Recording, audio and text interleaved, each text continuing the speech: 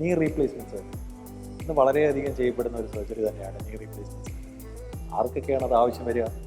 മുട്ടിന് തേയ്മാനം, പ്രായം കൊണ്ടുള്ളതാവാം ഓസ്റ്റിയോ ആർത്രൈറ്റിസ്, വാദം കൊണ്ടുള്ളതാവാം റൊമറ്റോയിഡ് ആർത്രൈറ്റിസ്, ട്രോമാറ്റിക് ആർത്രൈറ്റിസ്, മുൻപ് എപ്പോഴോ വന്ന ഒരു പരിക്കിൻ്റെ പശ്ചാത്തലത്തിൽ വരുന്ന തേയ്മാനം. ട്രോമാറ്റിക് ആർത്രൈറ്റിസ് പലപ്പോഴും ചെറുപ്പക്കാരിലും കാണാറുണ്ട്. ഇതിനെല്ലാവർക്കും നീ റീപ്ലേസ്മെൻറ്റ്സ് ഒരു ടോട്ടൽ സൊല്യൂഷൻ അല്ല. എന്നാലും അതൊരു പക്ഷേ ഒരു എൻ പോയിന്റ് തന്നെ ആയിരിക്കാം. ടോട്ടൽ നീ റീപ്ലേസ്മെൻ്റ് ആയിരിക്കാം ഒരു ഫൈനൽ ട്രീറ്റ്മെൻറ്റ് സൊല്യൂഷൻ. അതിന് മുമ്പ് എന്തെങ്കിലും ചെയ്യാൻ സാധിക്കുമോ എന്നുള്ള ക്വസ്റ്റ്യൻ.